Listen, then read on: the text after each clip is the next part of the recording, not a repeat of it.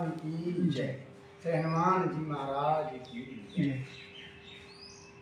प्रहलाद जी का असुर बालकों को उपदेश। प्रहलाद जी ने अपने चारों तरफ वो विद्यार्थी बिठा लिए और उनसे कहा, मित्रों, इस संसार में मनुष्य जन्म बड़ा दुर्लभ है। इसके द्वारा अविनाशी परमात्मा की प्राप्ति हो सकती है। इस शरीर के द्वारा भगवान की प्राप्ति हो सकती है, परंतु पता नहीं कब इसका अंत हो जाए। इसलिए बुद्धिमान पुरुष को बुढ़ापे या जवानी के भरोसे न रहकर बचपन में ही भगवान की प्राप्ति करने वाले साधनों का अनुष्ठान कर लेना चाहिए। इस मनुष्य जन्म में श्री भगवान के चरणों की शरण लेना ही जीवन की एकमात्र सफलता है, क्योंकि भगवान समस्त प्राणियों के स्वामी, सुहृदय, प्रियतम और आत्मा है। हे मित्रों, इंद्रियों से जो सुख भोगा जाता है वो तो जीव चाहे जिस योनि में रहे प्रलब्ध के अनुसार सर्वत्र वैसे ही मिलता रहता है, जैसे बिना किसी प्रकार का प्रयत्न किए निवारण करने पर भी दुख मिलता है। इसीलिए सांसारिक सुख के उद्देश्य से प्रयत्न करने की कोई आवश्यकता नहीं है। जैसे दुख अपने आप जीवन में आ जाता है, उसका प्रयत्न नहीं करना पड़ता है, ऐसे ही सुख भी अपने आप आएगा, क्योंकि स्वयं मिलने वाली वस्तु के लिए परिश्रम करना आयु और शक्ति को व्यर्थ गंवाना है। जो इनमें उलझ जाते हैं उन्हें भगवान के परम कल्याण स्वरूप चरण कमलों की प्राप्ति नहीं होती। हमारे सिर पर अनेकों प्रकार के भय सवार रहते हैं, इसलिए ये शरीर जो भगवत प्राप्ति के लिए पर्याप्त है, जब तक रोग शोक आदि ग्रस्त होकर मृत्यु के मुख में नहीं चला जाता, तभी तक बुद्धिमान पुरुष को अपने कल्याण के लिए प्रयत्न कर लेना चाहिए। ये प्रहलाद जी अपने मित्रों को समझा रहे। मनुष्य की पूरी आयु 100 वर्ष की है। जिन्होंने अपनी इंद्रियों को बस में नहीं कर लिया है, उनकी आयु का आधा हिस्सा तो यूं ही बीत जाता है, क्योंकि वे रास्ते में घोर तमोगुण अज्ञान से ग्रस्त होकर सोते रहते हैं। बचपन में उन्हें अपने हित अहित का ज्ञान नहीं रहता। कुछ बड़े होने पर कुमार अवस्था में वे खेल कूद में लग जाते हैं। इस प्रकार 20 वर्ष का तो कोई पता ही नहीं चलता, तब बुढ़ापा शरीर को ग्रास लेता है। तब अंत के 20 वर्ष में कुछ जो 20 वर्ष चले जाते हैं उनमें कुछ करने धरने की शक्ति ही नहीं रह जाती।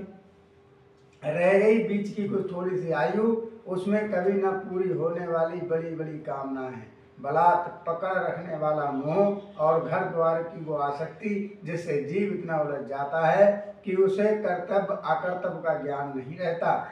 इस प्रकार बची खुची आयु भी हाथ से निकल जाती है। दैत्य बालकों, जिसकी इंद्रियां बस में नहीं है, ऐसा कौन सा पुरुष होगा जो घर गृहस्थी में आसक्त और माया ममता की मजबूत फांसी में फंसे हुए अपने आप को उससे छुड़ाने का साहस कर सके, जिसे चोर, सेवक एवं व्यापारी अपने अत्यंत प्यारे प्राणों की भी बाजी लगाकर संग्रह करते हैं, और इसलिए उन्हें जो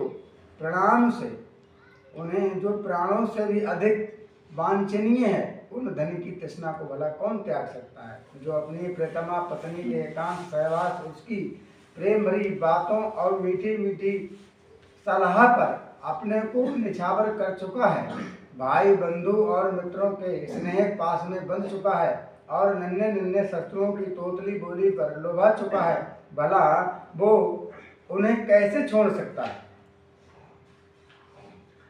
जो अपनी ससुराल गई हुई प्रिय पुत्रों, भाई बहनों और दीन अवस्था को प्राप्त पिता माता, बहुत सी सुंदर सुंदर बहुमूल्य सामग्रियों से सजे हुए घरों, कुल परंपरागत जीविका के साधनों तथा पशुओं और सेवकों के निरंतर स्मरण में रम गया है, वो भला उन्हें कैसे छोड़ सकता है।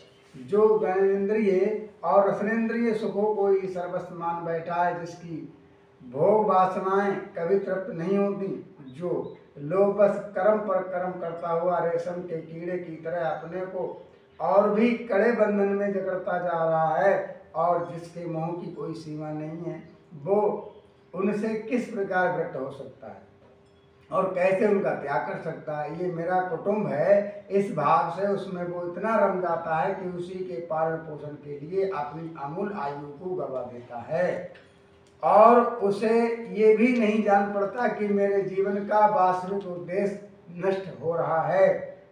जो वास्तविक उद्देश्य है वो नष्ट हो रहा है। भला इस प्रमाद की भी कोई सीमा है? यदि इन कामों को कुछ सुख मिले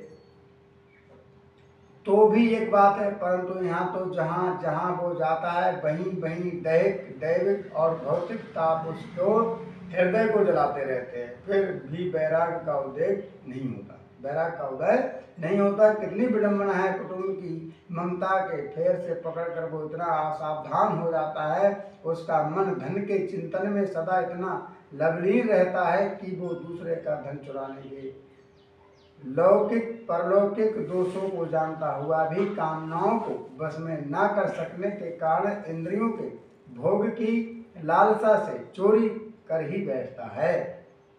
भाइयों, जो इस प्रकार अपने कुटुंबियों के पेट पालने में लगा रहता है, कभी भगवत भजन नहीं करता, वो विद्वान हो तो भी उसे परमात्मा की प्राप्ति नहीं हो सकती, क्योंकि अपने पराय का भेदभाव रहने के कारण उसे भी अज्ञानियों के समान ही तम प्रधान गति प्राप्त होती है।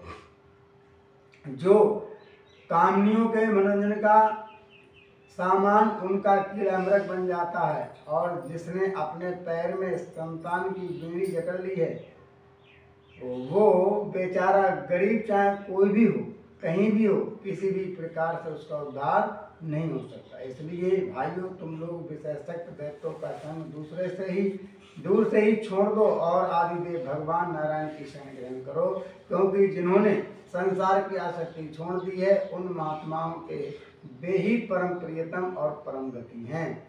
मित्रों, भगवान को प्रसन्न करने के लिए कोई बहुत परिश्रम या प्रयत्न नहीं करना पड़ता, क्योंकि वे समस्त प्राणियों के आत्मा हैं और सर्वत्र सबकी सत्ता के रूप में स्वयं सिद्ध वस्तु हैं। ब्रह्मा से लेकर तिनके तक छोटे बड़े समस्त प्राणियों में पंचभूतों से बनी हुई वस्तुओं में, पंचभूतों में, सूक्ष्म तन्मात्राओं में, महात्म में, तीनों गुणों में और गुणों की साम्य व्यवस्था प्रकृति में एक ही अविनाशी परमात्मा विराजमान है। वे ही समस्त सौंदर्य, माधुर्य और ऐश्वर्य की खान हैं। वे ही अंतर्यामी दृष्टा के रूप में और वे ही जगत के रूप में हैं। सर्वथा अनवर्चनीय तथा विकल्प रहित होने पर भी दृष्टा और दृश्य, व्याप्त और व्यापक के रूप में उनका निर्वचन किया जाता है। वस्तुतः उनमें एक भी विकल्प नहीं है। वे केवल अनुभव स्वरूप, आनंद स्वरूप एकमात्र परमेश्वर ही हैं। गुणमयी सृष्टि करने वाली माया के द्वारा ही उनका ऐश्वर्य छिप रहा है। इसके निवृत्त होते ही उनके दर्शन हो जाते हैं। इसलिए तुम लोग अपने दैत्यपने का आश्रय संपत्ति का त्याग करके समस्त प्राणियों पर दया करो, प्रेम से उनकी भलाई करो, इसी से भगवान प्रसन्न होते हैं। आदि नारायण अनंत भगवान के प्रसन्न हो जाने पर ऐसी कौन सी वस्तु है जो नहीं मिल जाती। लोक और परलोक के लिए जिन्हें धर्म अर्थ आदि की आवश्यकता बतलाई है, वे तो गुरु के परिमाण से ही बिना प्रयास के स्वयं ही मिल जाते हैं।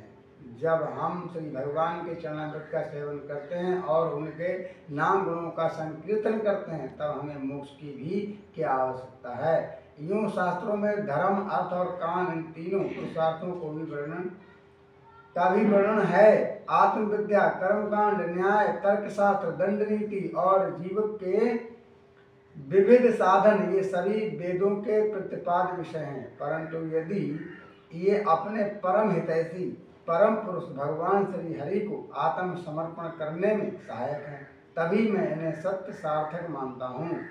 अन्यथा ये सब के सब निरर्थक हैं। ये निर्मल ज्ञान जो मैंने तुम लोगों को बतलाया है बड़ा ही दुर्लभ है। इसे पहले नर नारायण ने नारद आदि को उपदेश किया था और वो ज्ञान उन सब लोगों को प्राप्त हो सकता है जिन्होंने भगवान के अनन्य प्रेम की एक अकिंचन भक्तों के चरणामृत को यानी चरण कमलों की धूलि से अपने शरीर को नहला लिया है। ये विज्ञान सहित ज्ञान विशुद्ध भागवत धर्म है। इसे मैंने भगवान का दर्शन कराने वाले देवर्षि नारद के मुख से पहले ही सुना था, उनके आश्रम पर। प्रहलाद जी के सहपाठियों ने पूछा, प्रहलाद जी, इन दोनों गुरु पुत्रों को छोड़कर और किसी गुरु को तो न तुम जानते हो और न हम, ये ही हम सब बालकों के शासक हैं। तुम एक भी अभी छोटी अवस्था हो और दूसरे जन्म से ही महल से अपनी माँ के पास रह रहे हो। तुम्हारा महात्मा नारद जी से मिलना और कुछ असंगत सा जान पड़ता है। प्रियवर, यदि इस विषय में विश्वास दिलाने की कोई बात हो तो तुम हमसे कहकर सारी शंका मिटा दो। बोली भागवत भगवान की जय, श्री प्रहलाद महाराज की जय। अब ये बताएंगे कि प्रहलाद जी अपने मित्रों को कि मैंने ये सब विद्याएं गर्भ में ही प्राप्त कर ली थी, क्योंकि कयाधु को देवराज इंद्र चुरा कर ले जा रहा था। ये सब कथा कल आएगी। जब तक के लिए जय श्री राधे, जय श्री श्याम। हमसे जुड़े रहिए, रोजाना नई नई भगवान की लीलाओं का गुणगान सुनते हैं।